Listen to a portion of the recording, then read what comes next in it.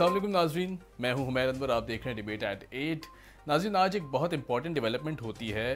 PM साहब की जानिब से फ्रेंच जरीदे को इंटरव्यू दिया गया है जिसमें बहुत से अहम इंकशाफात सामने आए हैं। ख़ास तौर पर अफ़गान सिचुएशन और पाकिस्तान के जो ताल्लुकात हैं अफ़गानिस्तान के साथ, अफ़गान हुकूमत के साथ, उस पर बातचीत होती है और बहुत अहमियत का हामिल इसलिए भी है क्योंकि ज़ाहिर एक अरसे तवील से हम इस पर बात कर रहे हैं और बात की जा रही है कि पाकिस्तान में अगर अमन ज़रूरी है, लाजिम है, तो उसके लिए अफ़गानिस्तान में अमन होना बहुत ज़रूरी है। और आज की जो उनकी डिबेट थी, जो डिस्कशन थी फ्रेंच जरीदे के साथ, उसमें ये कहा गया कि अफ़गानिस्तान को तस्लीम करना चाहिए मगर पाकिस्तान अकेले नहीं कर सकता। और भी बहुत सारे पॉइंट्स जिन पर बात की, जिनमें कहा कि जब पीटीआई ने हुकूमत संभाली थी तो पाकिस्तान तकरीबन बैंकरप्ट हो चुका था, दुनिया से बेहतर ताल्लुकात चाहते हैं, मगर अकेले अफ़गानिस्तान को अगर तस्लीम कर लेते हैं तो सैंक्शंस लगने का ख़तरा है, आइसोलेशन में डाल दिया जाएगा, दुनिया नाराज़ हो सकती है। और आजकल अगर अफ़गानिस्तान को तस्लीम नहीं करते तो फिर मेरा आने वाला जो कल है, मेरे ख्याल से उसमें तस्लीम करना लाजिम होगा, क्योंकि ज़ाहिर है ऑप्शन कोई नहीं है, रास्ता कोई नहीं है। और अफ़गानिस्तान सिचुएशन की बात की गई कि किस तरह का अफ़गानिस्तान चाहते हैं, तो उसमें कहा कि एक ऐसा अफ़गानिस्तान चाहते हैं जिसमें ह्यूमन राइट्स की पासदारी हो, एक ऐसा अफ़गानिस्तान चाहते हैं कि जहां ख़वातीन के राइट्स की पासदारी की जाए। और ख़वातीन के राइट्स और अफ़गानिस्तान में हमने देखा कि जिस तरह दीगर ममालिक में वेस्टर्न कंट्रीज़ में ख़वातीन के राइट्स हैं, यकीनन पीएम साहब ने कहा कि उस तरह के राइट्स नहीं मिल सकते यहाँ पर, मगर फिर भी जो स्कूल जाने का राइट है या फिर काम करने का राइट है वो ख़वातीन के पास होना चाहिए। मज़ीद डिस्कशन करते हुए उन्होंने ये भी कहा कि पाकिस्तान मज़ीद पनाह गुज़ीन जो हैं उन्हें अफोर्ड नहीं कर सकता, उन्हें जगह नहीं दे सकता, क्योंकि जिस तरह पाकिस्तान ने माजी में पनाह गुज़ीनों को जगह दी और जिस क्राइसिस से पाकिस्तान अब गुजर रहा है, फाइनेंशियल क्राइसिस से, उसमें कोई भी ऐसा इकदाम नहीं लिया जा सकता जिसमें पनाह गुज़ीनों को यहाँ जगह दी जाए। अब वज़ीर आज़म साहब का ये जो बयान है और जो ये बातें की गई हैं जरीदे के साथ, फ्रेंच जरीदे के साथ, यकीनन बहुत अहमियत की हामिल इसलिए भी हैं क्योंकि दुनिया इस वक्त डिस्कशन कर रही है, डिबेट कर रही है कि पाकिस्तान के जो ताल्लुकात हैं अफ़गान गवर्नमेंट के साथ और ख़ास तौर पर इंडियन हुकूमत के साथ, ये बहुत अहमियत के हामिल हैं और हमेशा ही रहे हैं, ये हम सब जानते हैं। मगर इस कॉम्प्लेक्स सिचुएशन में देखना ये है कि क्या दुनिया पाकिस्तान के साथ खड़ी होगी, अफ़गानिस्तान के साथ खड़ी होगी या नहीं होगी। इस अहम मौजू को डिस्कस करने के लिए हमें ज्वाइन किया है अयाज़ वज़ीर साहब ने। आप फॉर्मर एम्बेसडर हैं और सीनियर डिप्लोमेट हैं। कैसे हैं सर आप? अल्लाह का करम, दुआ, मेहरबानी, आप खैरियत से? जी, अल्लाह का शुक्र। अच्छा सर, अफ़गानिस्तान के मामले पर आज पीएम साहब का दो टोक बयान सामने आया है। उन्होंने फ्रेंच जरीदे को इंटरव्यू देते हुए कहा, जिसमें उन्होंने कहा जी अफ़गानिस्तान दो बड़े पड़ोसी हैं और ज़ाहिर है अफ़गानिस्तान को तस्लीम करना पाकिस्तान के पास एक वाहिद रास्ता है, क्योंकि अफ़गानिस्तान को तस्लीम नहीं किया जाएगा तो फिर उस तरह अमन की जो काविशें हैं वो भी मुकम्मल नहीं हो सकती। अब दुनिया ये क्यों नहीं समझती बात? ये तो मैं नहीं कह सकता कि दुनिया क्यों नहीं समझती, दुनिया समझती है, लेकिन बहरहाल हर एक मुल्क अपना मफाद देखता है। जी मैं तो शुरू दिन से इसी पे जोर दे रहा हूँ, हर एक कॉन्फ्रेंस में, हर एक टीवी शो में, जी कि पाकिस्तान अपना मफाद देखते हुए अफगान हुकूमत को तस्लीम कर ले, जी क्योंकि उसके दो एक बड़े वजह हैं। एक मेन वजह ये है कि जो इंटरनेशनल लॉ के मुताबिक किसी हुकूमत की डिफिनेशन होती है, उस पर तालिबान की हुकूमत पूरी उतरती है। जी दूसरी बात यह है कि 6 महीने तक वो किसी भी दूसरे की मदद के बगैर पूरे अफगानिस्तान को कंट्रोल किए हुए हैं। उनके खिलाफ न कोई मुल्क के अंदर से दूसरा गिरोह उठा है, बगावत कर बैठा हो, या बाहर से कोई लोग उठे हो उनके बगैर, उनके खिलाफ। तीसरी बड़ी बात यह है कि हम उसके इमीडिएट पड़ोसी है। अफगानिस्तान के अच्छे और बुरे का सबसे ज्यादा असर हमारे ऊपर होता है। सही। तो अगर खुदा न खास्ता तालिबान की हुकूमत नाकाम हो जाती है और अफगानिस्तान फिर उसी तरह खाना जंगी में चला जाए जैसे पिछले दौर में हमने देखा था, तो उसका सबसे ज्यादा असर हमारे ऊपर होगा। तो हमें चाहिए कि तालिबान हुकूमत को मान ले, रिकग्नाइज कर ले, उनके साथ डील करते जाए जैसे दूसरे हुकूमतों के साथ करते हैं। फिर दूसरे ममालिक के हाँ कोई ऑप्शन होगा नहीं सिवाय तालिबान के रिकग्नाइज करने का। सिर्फ फर्क ये है कि रिकग्निशन में थोड़ी देरी हो जाएगी। अब 6 महीने इंतजार कर लिया, लेट से के महीने 2 और इंतजार कर लेंगे, तो कब तक अमेरिका या यूएन या کب تک وہ لوگ اس کو انکار کریں گے؟ صحیح. تو میرا خیال ہے پاکستان بسم اللہ کر لے، انشاءاللہ چین فوراً کر لے گا، روس کر لے گا، ایران بھی میرا خیال ہے کر لے گا، قطر، ترکی، یہ لوگ وغیرہ بھی کر لیں گے. تو اگر اس ریجن کے لوگ اس کو ریکگنائز کر لے تو پھر امریکہ بے شک اس میں بیٹھا رہے، اپنی گیٹیاں کھیلتا رہے، جی. لیکن ہمارے سب کا انٹرسٹ اسی میں ہے کہ طالبان کو ریکگنائز کر لے اور ان کے ساتھ افغان حکومت کی طرح جیسے پہلے ہم ڈیل کرتے تھے جی. ان کے ساتھ بھی ایک حکومت کی طرح ہم ڈیل کرتے جائیں. صحیح. اچھا ایاز صاحب، بالکل صحیح، آپ کو پوائنٹ دے لیا گیا ہے، لیکن یہاں پر اب کیا وجوہات ہیں کہ دنیا اتنی ریلکٹنسی شو کرتی ہے؟ پاکستان بھی اگر چاہے تو ظاہر تسلیم تو کر لینا چاہیے جس طرح آپ کہہ رہے ہیں، لیکن وجوہات کیا ہیں، ہرڈلز کیا ہیں اس راستے میں؟ دیکھیں، پاکستان کو ریکگنائز کرنے کے ساتھ ساتھ طالبان کے اوپر یہ بات دوبارہ بڑے زور سے کہہ دینی چاہیے، جو پہلے بھی ہم کہہ چکے ہیں، یا جی. جو امریکہ یا مغربی دنیا کے تحفظات ہیں، وہ یہ ہے کہ طالبان اپنے مخالف جو حکومت پہلے رہی ہے ان کے لوگوں کو بھی اپنے ساتھ شامل کر. تو اس کا یہ قطعاً مطلب نہیں ہے کہ اشرف غنی کو یا اپنے کیا نام ہے کارزائی صاحب کا یا عبداللہ کو آپ لے لیں. نہیں، ان حکومتوں کے نیچے جن لوگوں نے فوج میں، پولیس میں، باقی اداروں میں کام کیا ہے، ایک تو ان کو اپنے اندر شامل کر لے، ریزرویشن ختم کر لے. جیسے انہوں نے پہلے آتے ہی عام معافی کا اعلان کر لیا، بڑا اچھا تاثر پھیلا. اب ان کو کہے کہ آپ بھی افغانی ہیں، ہم بھی افغانی ہیں، ان کے حکومت کے ساتھ آپ نے کام کیا، آئیے ہمارے ساتھ، ہمارے آپ کے اوپر کوئی تحفظات نہیں ہے، اگر ہے تو وہ سارے معاف. تو ایک تو یہ اچھی بات ہو جائے گی. اور دوسری، خواتین کے بارے میں ایک قدم تو اچھا اٹھا لیا، یونیورسٹی کھول دی، لڑکیاں جا رہی ہے تعلیم کو، تو ان کو نوکریاں بھی کرنے کی اجازت ہو. اور ہیومن رائٹ وائلیشن کے بارے میں تھوڑے سے وہ اقدامات اٹھا لے. تو یہ ریزرویشن ہے، اگر یہ وہ کر لے تو دنیا کے پاس کوئی بہانہ نہیں ہوگا افغانستان کو ریکگنائز کرنے کا. تو میں سمجھتا ہوں طالبان کے اوپر بھی یہ فرض بنتا ہے کہ بشمول پاکستان سارے نیبر اور ساری دنیا کی یہ تسلی کر لے کہ ہم بھی جیسے دوسرے ملکوں کی حکومتیں ہوتی ہے کہ اس کے اندر پوری عوام ہوتی ہے، تو یہ پوری عوام افغان یہ بھی ہمارے ساتھ ہے. اور ساتھ ساتھ یہ بھی کر لے کہ اس کے ساتھ یہ اعلان کر لے، الیکشن تو وہ شاید پسند نہ کرے، لیکن افغانستان کا ٹریڈیشن ہے لویا جرگا. تو لویا جرگا ایک بہت اسٹیبلشڈ انسٹیٹیوشن ہے افغانستان کا. وہ اگر طالبان حکومت کو انڈورس کر لے تو وہ ایک قسم کی عوام کی ایک سپورٹ ہوگی، جیسے الیکشن میں ہوتا ہے کہ یہ ہماری ریپرزینٹیو گورنمنٹ ہے. تو اسی طرح اگر یاد ہو کارزائی صاحب نے بھی افغان جرگا پہلے بلایا تھا، یہ الیکشن تو اس کے بعد شروع ہوئے، تو طالبان بھی پھر اپنا یہ لویا جرگا بلا لے اور اس سے اپنی اپروول لے لے، پھر دنیا کو کیا اعتراض ہوگا؟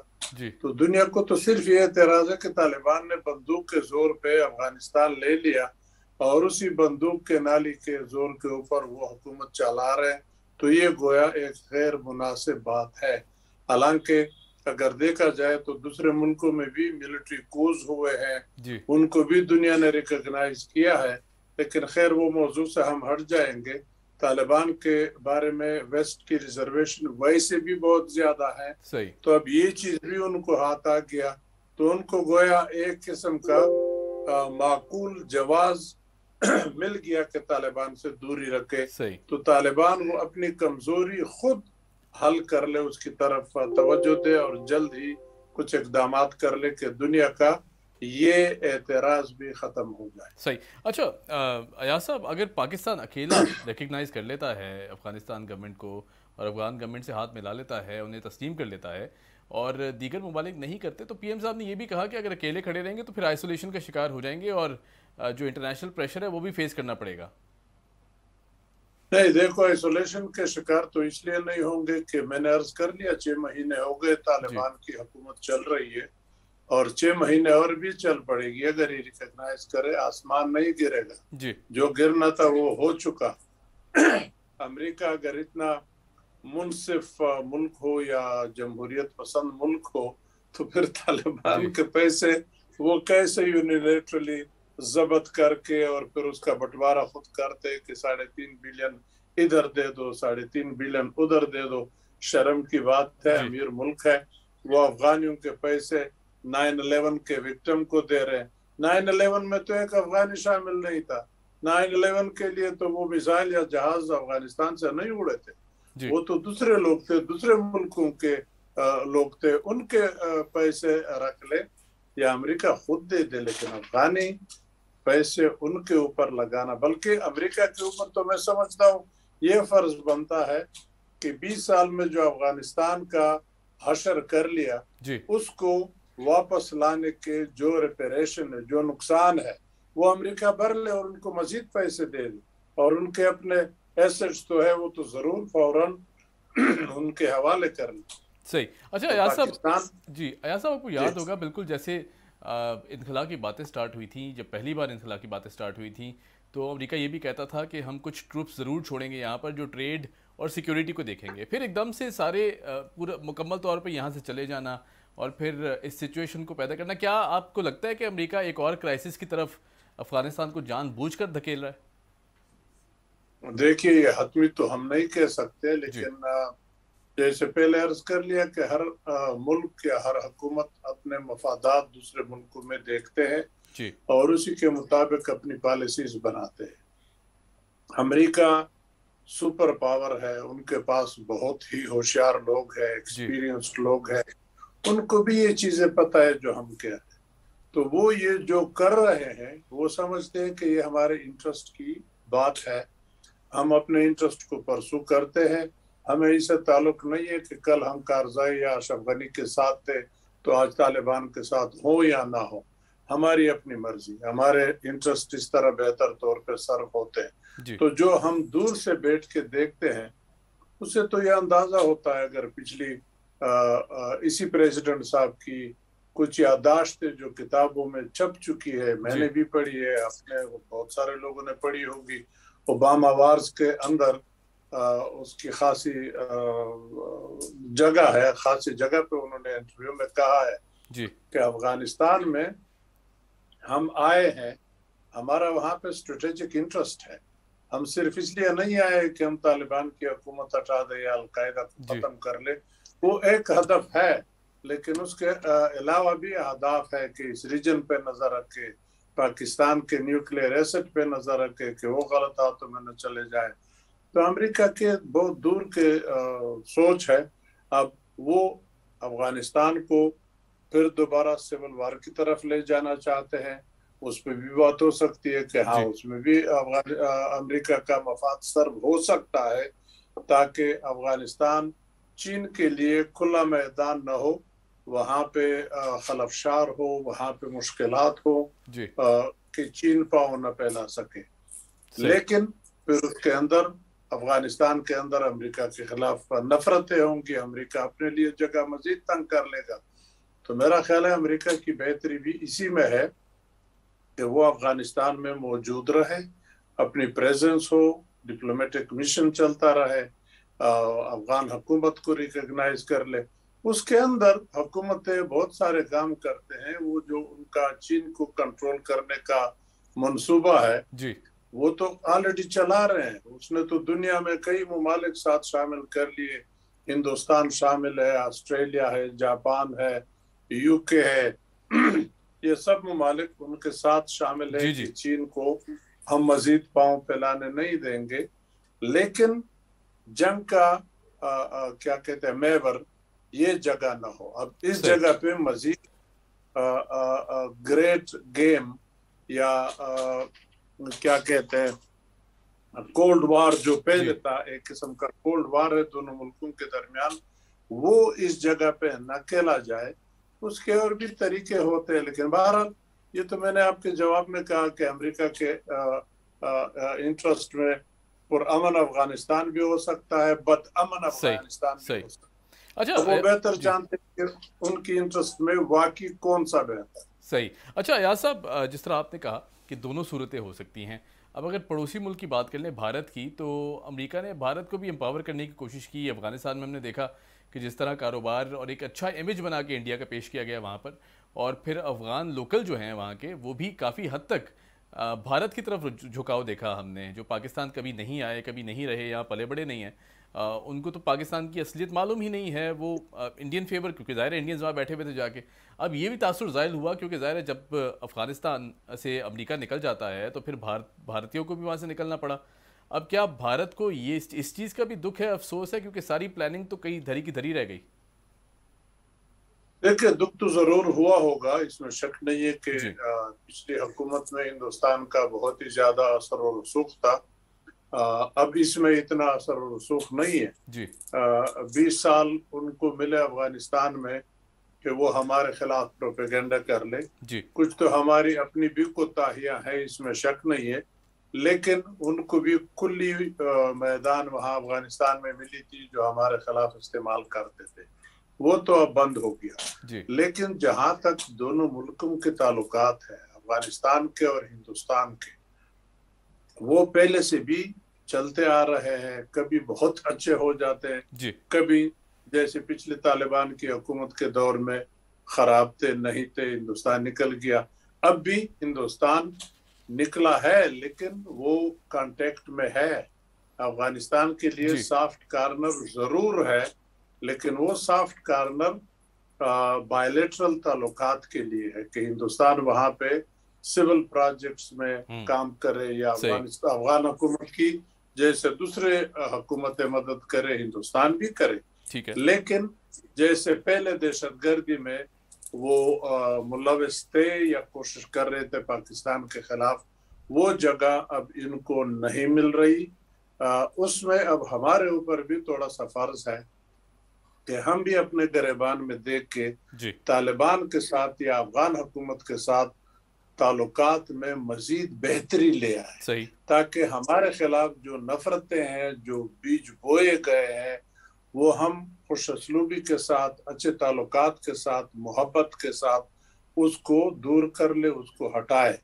میں افغانستان بہت مرتبہ گیا ہوں پچھلی حکومت کے دور میں کانفرنس میں، تو وہاں پہ ایسے لڑکے جو پاکستان سے پڑھے ہیں، آپ نے کہا کہ اگر پاکستان میں پڑھے ہوتے تو یہ نہ کرتے. ایسی بات نہیں ہے.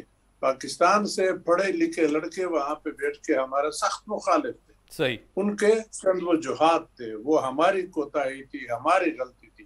چھوٹی بات سے ہم نے بہت بڑی بات بنا لی اور افغانیوں کا دل دکھا دیا. تو وہ چیزیں ایڈریس ہو سکتی ہے، اس پہ ہماری کوئی قیمت نہیں لگتی. صرف الفاظ کی ایر پیر ہے. الفاظ ہم اچھے استعمال کر لیں تو بات بہتر ہو سکتی ہے. اور کئی چیزوں کو اگر ہم تھوڑا سا ذرا پس پوش ڈالیں اور جب موقع بہتر آ جائے ان چیزوں کو اس وقت ایڈریس کر لیں تو بہتر ہوگا. نہ کہ ابھی جلدی میں ہم سمجھتے ہیں کہ طالبان آ گئے، فوراً یہ جو ہمارے دو ایک کنسرن ہے اس کو ایڈریس کر لیں. وہ ہو نہیں سکتا، اس پہ ٹائم لگے گا. وہ اچھے حالات ہو، وہ افغانستان میں آپ کے لیے جیسے پرانے زمانے میں آپ کے بہت ہی اچھے تعلقات تھے، اس طرح تعلقات بن جائے، پھر ان جو پیچیدہ مشکلات ہیں، مسائل ہیں، ان کی طرف آپ جا سکتے ہیں، حل کروا سکتے ہیں. رائٹ. اچھا ایاز صاحب، کوشش تو کی جا رہی ہے، افغان حکومت یعنی طالبان حکومت کی جانب سے بھی کوششیں کی جا رہی ہیں. ہم نے دیکھا کہ کبھی وہ خواتین کو الاؤ کر دیتے ہیں کہ وہ کام بھی کر سکتی ہیں، پھر سکولز بھی کھول دیے جاتے ہیں، پھر بند کر دیے جاتے ہیں. ایک عجیب سی کنفیوژن ہے. اس کی کیا وجوہات ہیں؟ کیونکہ کیا کلیئرٹی نہیں ہے سٹانس میں کہ کرنا کیا چاہتے ہیں اور کس طرح ان سارے آپریشنز کو مینیج کیا جائے. کیا مینجمنٹ کی بھی کمی لگتی ہے آپ کو؟ دیکھیں، طالبان کی تو حکومت چلانے کا سچ کوئی اتنا بڑا تجربہ تو نہیں ہے. پچھلی دور کی بات ہے، لیکن اس میں بھی سوائے 3 ملکوں کے، پاکستان، سعودی عرب اور متحدہ امارات، ان کے علاوہ تو کسی نے ان کو ریکگنائز نہیں کیا تھا. تو اس وقت بھی مستقل آرمی یا پولیس جیسے دوسرے ملکوں میں ہوتی ہے یا دوسرے ادارے جو کھڑے کرنے ہوتے ہیں، وہ بھی تو اس طرح نہیں تھے. تو ایک تو اگر کچھ لوگوں کا تجربہ تھا وہ کچھ فوت ہو گئے، کچھ ادھر ادھر ہو گئے، تو گویا ایک قسم کا یہ ایک نئی پود ہے. اور دوسری بات یہ ہے کہ تجربے کے علاوہ ان کے اندر بھی دڑا بندی ہے. اب ایسی بات نہیں ہے جیسے پرانی بات تھی، پچھلی دور میں ملا عمر کی بات حتمی ہوتی تھی، اس کے پیچھے سارے طالبان متفقہ طور پہ جاتے تھے. اب ان میں 5 اگست کے بعد تھوڑی سی ناچاکی، آپ بھی جانتے ہیں، میں بھی جانتا ہوں، دنیا جانتی ہے اس کو انہوں نے خود ختم کرنا ہے، وہ ہم ختم نہیں کر سکتے. وہ اگر ایڈریس کر لے، پھر جن جن اداروں کے یا جن جن امور میں ان کو مدد چاہیے ہوتی ہے تو وہ دوسرے ممالک سے مدد لے لے. ہم بھی لیتے ہیں، دوسرے ملک بھی لیتے ہیں. اگر ہمارے ہاں کسی چیز کی کمی ہے تو ہم اپنے لڑکے بھیج لیتے ہیں باہر ٹریننگ کے لیے، یا ان سے لوگ منگا لیتے ہیں ہمیں ٹریننگ دینے کے لیے. تو اسی طرح افغان بھی کر سکتے ہیں، لیکن اس کے لیے سب سے پہلی شرط یہ ہے کہ وہ خود آپس میں متفق ہوں اور حکومت چلانے کے اوپر سیریسلی بیٹھ کے، یا تو اگر خود ان کو سمجھ ہے تو اپنا قبلہ درست کر لے، اگر خود سمجھ نہیں ہے تو ان کے بھی بہت سارے دوست ہیں دوسرے ممالک میں بشمول پاکستان، ان سے مشورہ کر لیں کہ ہماری مدد کر لے حکومت چلانے میں، تو وہ مشورہ دے سکتے ہیں. تو یہ بات طے ہو سکتی ہے، ایسے نہیں ہے کہ حل نہیں ہو سکتا. لیکن طالبان میں نے عرض کر لیا کہ وہ شاید ایک پیج پہ اتنے نہیں ہے جتنا ہم سمجھ. رائٹ. اچھا سر، کیا آپ کو لگتا ہے کہ موجودہ جو طالبان گورنمنٹ ہے، آپ نے جس طرح کہا کہ اتنا تجربہ بھی نہیں ہے، ویژن بھی اس طرح کلیئرٹی نہیں ہے، ایک لائن کا بھی اندازہ نہیں ہے، فیصلے کرتے ہوئے بھی سوچ وچار ہوتی ہے، اب آپ کو لگتا ہے کہ اس گورنمنٹ میں اتنا پوٹینشیل ہے کہ افغانستان کو اپنے پاؤں پہ دوبارہ کھڑا کر سکتا ہے؟ کیونکہ جب تک امریکہ تھا تو ڈالر اکانومی تھی، اب ظاہر ہے ڈالر کے چلے جانے کے بعد فائنینشیل کرنچ بہت زیادہ ہے وہاں پہ. دیکھیں اس میں شک نہیں ہے، فائنانشل مسائل تو ہے، لیکن جب ریکگنیشن ہو جائے ان کی بشمول امریکہ، ویسٹ اور یہ نیبر امیڈیٹلی ریکگنائز کر لے، تو پھر افغانستان کی مدد یہ دوسرے ممالک کر سکتے ہیں ان انسٹیٹیوشنز میں پیسہ دینے کے لیے، ان کو کھڑا کرنے کے لیے، ان کی ٹریننگ کروانے کے لیے. مثلا چین ہے یا امریکہ ہے یا پاکستان ہے، ایران ہے، ترکی ہے، دوسرے ممالک ہیں، ان سے لوگ آ سکتے ہیں ان کو ٹرین کرنے، وہ مشورہ دے سکتے ہیں، پیسے دے سکتے ہیں. اب ہم بھی تو پیسوں دوسرے لوگوں سے قرضے لے کے اپنے ادارے چلا رہے ہیں، ہماری بھی تو اتنی فائنینشل پوزیشن مضبوط نہیں ہے. تو over a period of time ہم نے بھی لرن کیا ہے. تو طالبان بھی ایک دم اوور نائٹ تو ظاہر بات ہے آپ کے حکومت کے برابر تو ان کے ادارے نہیں ہو سکتے، لیکن شروعات کر سکتے ہیں. اور میرا خیال ہے کہ over a period of 1 year اور 1.5 year they'll be able کہ وہ اپنا فوج، اپنی پولیس، اپنے ادارے صحیح خطوط پہ کھڑا کر کے کام چلا لیں. صحیح. Right sir. اچھا سر، انڈیا کی بات کر لینا تھوڑی سی، کیونکہ پی ایم صاحب کا جو انٹرویو کا دوسرا حصہ تھا وہ انڈیا پاکستان بھارت تعلقات پہ تھا. اب اگر انڈیا کی بات کرتے تو پی ایم صاحب نے بھی کہا کہ بہت مشکل ہے جب تک مسئلہ کشمیر حل نہیں ہوتا یا اس پر بات چیت نہیں ہوتی تو یہ تعلقات پاکستان انڈیا کی کشیدگی رہتی ہے ہمیشہ، یہ اسی طرح برقرار رہے گی. آپ کیا کہیں گے؟ دیکھیے یہ بدقسمتی ہے کہ ہمارے اور ہندوستان کے درمیان کشمیر کا تنازع انتہائی اہم رخ اختیار کر گیا. ورنہ دوسرے ممالک کے بھی اس طرح تنازعات ہوتے ہیں، لیکن ان کے جو مین تعلقات ہوتے ہیں وہ اس پہ اتنا اثر انداز نہیں ہوتا جتنا ہمارا کشمیر کا مسئلہ ہمارے اور ان کے درمیان ہے. ورنہ دیکھیں چین کے ساتھ ان کے تنازعات ہیں، چین کے ساتھ ان کی جنگیں ہوئی ہیں، لیکن چین اس کے ساتھ بہت بڑا تجارت بھی کر رہا ہے. ہمارا تجارت بھی ختم، سیاسی باتیں بھی ختم. جو ہماری ایک پلیٹ فارم ایک ہوتی تھی سارک والی، وہ بھی پنسی ہوئی، اس کی میٹنگ نہیں ہوتی کیونکہ ہندوستان نہیں آتا. تو کوئی کشمیر بالکل ٹاپ پہ آ گیا کہ یہ مسئلہ حل ہو تو ٹھیک، نہیں تو ہم بات نہیں کرتے. اب ہندوستان نے नो डाउट वो ज्यादती कर ली کہ اس کو متنازع علاقے کو اس نے اپنا علاقہ گردانا. حالانکہ ان کا جو کشمیر تھا یا جو ہمارے پاس کشمیر ہے، اقوام متحدہ کے قرارداد کے مطابق یہ دونوں ملکوں کے درمیان متنازع ہے. اس کے اندر استحباب رائے سے فیصلہ کرنا چاہیے. تو اس طرح یک طرفہ فیصلہ ہندوستان نے کر تو لیا، لیکن ہندوستان کو اس کا خمیازہ اندرون ملک بھگتنا پڑے گا. اب آپ دیکھ لیں ہندوستان کے اندر کیا حشر ہو رہا ہے. مسلمان اور ہندو، مائنارٹیز اور ہندو، روز کیا مسئلہ نہیں ہوتے. پھر وہ دن دور نہیں ہے. میں آپ کو انشاءاللہ لکھ تو نہیں دے سکتا، لیکن میرا خیال ہے کہ بہت جلد ان کی بھی اسٹیٹس کے اندر لوگ اٹھ کھڑے ہوں گے اور کہیں گے کہ جاؤ خدا حافظ دلی، ہم تمہارے ساتھ نہیں رہنا چاہتے. یہ کیا کر لیا کہ ایک اچھا بھلا ہندوستان تھا، ایک اچھا بھلا آئین تھا اور ہماری حکومت چلتی تھی، کوئی فرق نہیں تھا. مسلمان، ہندو، سکھ، عیسائی وغیرہ اکٹھے تھے. ہر ایک مائنارٹی کو مسئلہ آپ نے پیش کروا دیا مودی صاحب. تو مودی نے صرف کشمیر نہیں، سارے جو دوسرے مائنارٹیز ہیں ان کا بھی بڑا سیریس مسئلہ ہے. تو they have to reconsider اور find some way کہ کشمیر کا مسئلہ ایڈریس ہو. یہ بات چیت کے ذریعے حل ہو سکتا ہے، بندوق اور طاقت کے ذریعے نہیں. یہی کشمیری ان کے گلے میں پڑتا ہے. لیکن سر آپ نے بالکل بجا فرمایا کہ ڈائیلاگ واحد راستہ ہے، لیکن جب بھی ڈائیلاگ کی بات آتی ہے ریشنلٹی شو کی جاتی ہے انڈین حکومت کی جانب سے. ایک عجیب سا ٹیمپرامنٹ شو کیا جاتا ہے، محاذ رائے شروع کر دیتے ہیں، کہیں کوئی نیا محاذ کھول دیتے ہیں. بالکل ڈائیلاگ کی طرف آنے نہیں دیا جاتا انڈین گورنمنٹ کی طرف سے.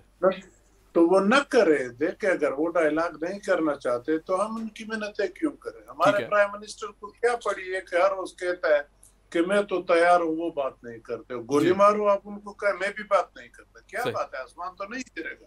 اب اگر ایک ڈیڈ لائن دے دے کہ اس ڈیڈ لائن تک اگر بات کے لیے تیار ہے ٹھیک، ادروائز میری طرف سے، پاکستان کی طرف سے خدا حافظ، جاؤ جو کرنا ہے کرو، پھر دیکھیں گے. تم اپنا کام کرو، ہم اپنا کام کرتے. ٹھیک ہے، اسے تو کوئی نہیں پکڑتا. ہم بیکنگ کیوں کرتے؟ ایک تو مغرب کی طرف سے وہ ٹیلی فون کال پہ بڑی بدنامی ہوئی، اس کی کیا ضرورت تھی؟ کیوں ٹیلی فون کال کے لیے انتظار کرتے ہو؟ نہیں کرتے تو نہ کر. اب دلی بات نہیں کرنا چاہتا تو آپ زور طاقت سے تو بات نہیں منوا سکتے. آپ اس طرف توجہ نہ دے، اس کو اتنا امپورٹنس نہ دے. کشمیر پہ فوکس کر لے، کشمیر کی بات کر لے. دنیا کی توجہ کشمیر پہ اور مسلمانوں کے ساتھ جو زیادتیاں ہو رہی ہیں ان کے اوپر مرکوز کرانے کی کوشش کر لے. بائیلیٹرل بات چیت کو گولی مارو اور چھوڑ دو، نہ کرو، اسے یہ مسئلہ حل نہیں ہونا. جی صحیح. اچھا سر، اب پی ایم صاحب نے کہا جی بھارت تعلقات بہتر ہو سکتے ہیں بھارت سے، لیکن جو 5 اگست 2019 والا سٹیٹس تھا، جو کشمیر کا سٹیٹس تھا، وہ اسے واپس لیا جائے تو ہم ڈائیلاگ پروسیس کی طرف آ سکتے ہیں، کوئی بات چیت ہو سکتی ہے، یا پھر تعلقات بہتر کرنے کی طرف سوچ سکتے ہیں. وہ تو ایک پاگل آدمی بھی جانتا ہے کہ اگر اس طرح کر لے تو حالات بہتر ہو جائیں گے. لیکن ہندوستان نے جو کیا ہے وہ واپس ریورس کرنے کے لیے نہیں کیا ہے. تو میں اس لیے کہہ رہا ہوں کہ ہمارے پرائم منسٹر صاحب کو کیا پڑی ہے کہ ہر روز یہ کمزور سا پتہ پھینک لیتا ہے کہ اگر یہ کر لے تو ہم یہ کر. چھوڑ دو، اس نے جو کرنا تھا کر لیا. اس کو ریورس کرنے کے لیے آپ دنیا کی توجہ اس طرف دلا دیں. ٹھیک ہے کہ دیکھو یہ متنازع علاقہ تھا، ہم نے نہیں کیا ہے، ہم یو این کی ریزولوشن کی پابندی کر رہے. ہندوستان نے ایک تو یو این کی ریزولوشن کی پابندی نہیں کی، دنیا کی بے عزتی کر لی. اس کے اوپر جو مسلمانوں کے ساتھ زیادتیاں ہو رہی ہے اس طرف توجہ دے. دنیا اب فوکس ہو رہی ہے، مودی کی جو کرتوت ہے وہ دنیا کے سامنے آ رہی ہے. ہمیں اس کو ایکسپلائٹ کرنا چاہیے. بائیلیٹرل تعلقات کی یا بات چیت کی تو میرے عقل کے مطابق، میں اتنا نہیں جانتا، میں بہت ہی نالائق کمزور آدمی ہوں، لیکن میرا خیال ہے کہ اب ہم بائیلیٹرل ریکویسٹ چھوڑ دیں. بلکہ ہندوستان اگر ہاتھ بڑھا دے تو اس کو بھی اگنور کرنا شروع کر لے کہ پہلے وہ اپنا قبلہ درست کر لے، سمت درست کر لے، راستہ صحیح تعین کر لے، پھر دیکھیں گے، بات چیت کر لیں. سر آپ کو لگتا ہے کہ دنیا اس طرف اپنا جو اٹینشن ہے وہ ڈائیورٹ کرے گی؟ کیونکہ پاکستان کی جانب سے مسلسل بات تو کی جاتی ہے، وزیر اعظم صاحب نے بھی 2-3 دفعہ نیشنل اسمبلی کے اجلاس میں بھی اس میں یونائٹڈ نیشنز کے اجلاس میں بھی جا کر یہ بات چیت اٹھائی، مدعا اٹھایا اور بڑی ڈیٹیلڈ ڈسکشن بھی کی ہیں. آپ کو لگتا ہے کہ کوئی خاموشی ہے وہ ٹوٹے گی؟ کیونکہ ظاہر ہے ہر بار ہم دیکھتے ہیں کہ بات چیت ہوتی ہے مگر خاموشی ہوتی ہے دوسری جانب سے.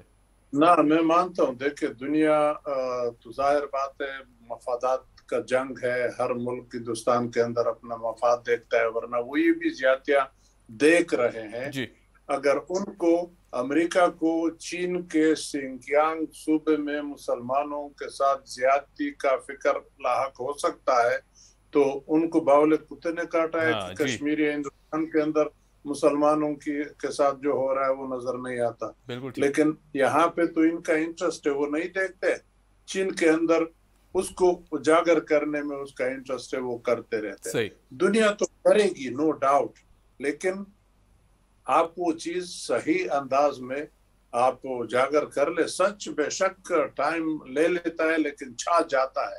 کہاوت ہے، میں نے سنا ہے کہ جب تک سچ پہنچتا ہے جھوٹ نے قلعے فتح کیے ہوتے ہیں، لیکن وہ فتح تھوڑی دیر کی ہوتی ہے، پھر سچ پہنچ ہی جاتا ہے، قبضہ پھر سچ کر لیتا ہے. تو آپ سچ بولتے جائیں، سچ فالو کرتے جائیں. اگر نہیں ہوتا تو ویسے بھی نہیں ہوتا، تو پھر ہم کمزوری کیوں دکھا دے کہ جی ہمارے ساتھ بات چیت کر لو. دنیا بھی مفادات دیکھتی ہے. اب آج شاید ہندوستان کے اندر اس کا مفاد ہے امریکہ کا، کل جب آپ کے اندر مفاد تھا تو اس وقت ہندوستان کا مفاد ماسکو کے اندر تھا، آپ کا واشنگٹن کے اندر تھا. اب قبلے بدل گئے، ہمارا مفاد شاید ماسکو میں، بیجنگ میں ہے اور ان کا واشنگٹن میں ہے.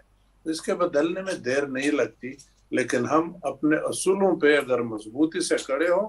اور دوسری بات، پرائم منسٹر صاحب، میں یہ نہیں کہتا کہ عمران خان کی غلطی ہے، جو بھی آتا ہے پرائم منسٹر صاحب اس کو چاہیے کہ سب سے پہلے ملک کے اندر اس بات پہ زور ڈالے کہ اپوزیشن اور حکومت جو بڑی بڑی باتیں ہیں جیسے کشمیر ہے مسئلہ یا ہمارا اقتصادی مشکلات والا مسئلہ ہے، کہ اس پہ اپوزیشن اور حکومت ایک ساتھ چلتے جائے. اس کا باہر دنیا کے اوپر بہت بڑا اثر ہوتا ہے. دنیا جب دیکھتی ہے کہ عمران خان اپوزیشن کو سلام کا جواب نہیں دیتا، نہ ان سے ہاتھ میں لاتا ہے، تو پھر وہ عمران خان کو کتنا طاقتور سمجھتے ہیں. وہ پھر کہیں گے کہ آدھی آبادی تمہارے ساتھ کٹ گئی ہے. تو اس میں عمران خان کی اپنی طاقت ہے کہ اپوزیشن والے بے شک وہ چور چور کرتا رہے، کہتا رہے، لیکن ساتھ میں جو ہمارے بڑے بڑے مسائل ہیں ان کے اوپر تو بات چیت کرتے جائے، ان کے اوپر تو ان کو ساتھ لیتے جائے. اس کا چھوٹا مثال میں آپ کو پرانی ذرا بات ہے، ذوالفقار علی بھٹو صاحب جب دلی جا رہے تھے 1971 کے جنگ کے بعد، تو سب سے پہلے یہاں پہ اپوزیشن کے ساتھ میٹنگ کر لی، سب اپوزیشن کو راضی کر لیا، کچھ اپنے ساتھ بھی لے گئے دلی کو. تو اس لیے وہ جو شملہ مذاکرات تھے اس میں حالانکہ ہماری بہت ہی کمزور اپوزیشن تھی، ہم آدھا پاکستان گنوا چکے تھے، پھر بھی اس نے وہاں پہ کیا مہارت دکھائی، کیونکہ اس کے پیچھے قوم کھڑی تھی. تو عمران خان صاحب بھی اپنے پیچھے قوم کھڑی کر لو، تب وہ طاقتور ہوگا. صحیح، بہت شکریہ، تھینک یو سو مچ سر، بہت شکریہ آپ نے ہمیں جوائن کیا. اور جس طرح ایاز صاحب کہہ رہے تھے کہ بہت آسان حل ہے، کوئی مشکل حل نہیں ہے. اگر بھارتی پرسپیکٹو سے دیکھا جائے تو ظاہر ہے اپوزیشن پارٹیز کو بھی ساتھ لینا چاہیے، ان کا موقع بھی ساتھ لینا چاہیے. اور جس طرح افغانستان کی سچویشن ہے، پاکستان کے پاس ایک واحد راستہ ہے کہ اسے تسلیم کر لیا جائے، افغان حکومت کو تسلیم کر لیا جائے، فائنینشیل سپورٹ دیکھی جائے ان کے لیے کہ وہ سسٹینیبلٹی کی طرف آئیں. اور ایک دفعہ افغان حکومت سسٹینیبلٹی کی طرف آ جاتی ہے، سسٹین کر لیتی ہے، تو میرے خیال سے حالات جو ہیں وہ امن کے حالات بھی بہت بہتر ہو جائیں گے. مجھے دیجیے اجازت. Keep watching debate at 8. خدا حافظ.